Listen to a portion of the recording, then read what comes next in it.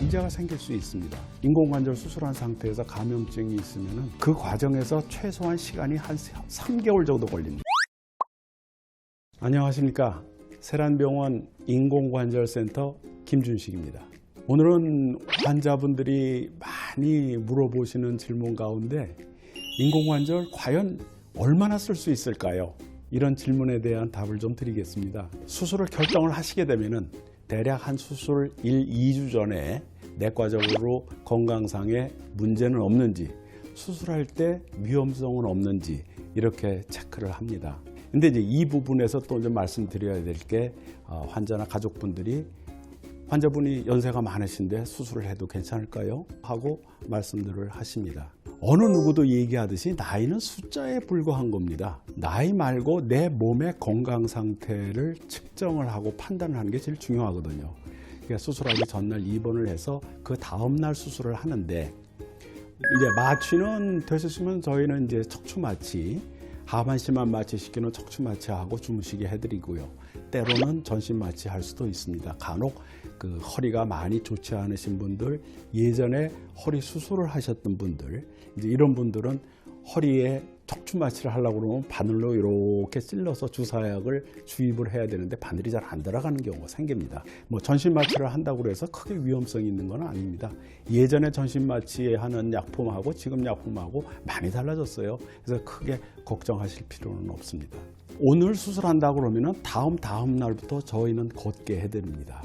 처음에는 물론 이제 보행기 붙잡고 걷게 해드리죠. 왜냐하면 수술 상처가 있으니까 그게 땡기고 아프니까 혹시 넘어질까봐. 입원하는 기간은 한 대략 2, 3주. 물론 병원마다 조금씩 다르긴 합니다. 대학병원들은 좀 더 짧게 입원시키게 해드리는 걸로 알고 있고. 그러니까 저희 병원에 오셔서도 또 재활병원 가야 되는 게 아니냐 이렇게 질문들을 하시는데, 재활병원에 특별히 가실 필요는 없습니다. 퇴원하시고 나서는 정기적으로 병원을 좀 방문을 하셔야 됩니다. 상처는 잘 있는지 또는 다른 염증 같은 거는 생기지 않는지 이런 것들을 판단을 해서 다시 혹시 문제점이 있으면 빨리 보완을 해야 되니까. 1년이 지나면 이제 거의 고통은 없습니다. 그런데 아프지 않다고 해서 병원에 안 나오시면 안 되고 1년에 한 번씩은 체크를 해야 됩니다. 왜냐하면은 인공관절도 닳습니다. 인공관절도 문제가 생길 수 있습니다. 수술을 하시면은 1년에 한 번씩은 아프지 않더라도 병원에 와서 체크를 해보시는 게 좋습니다.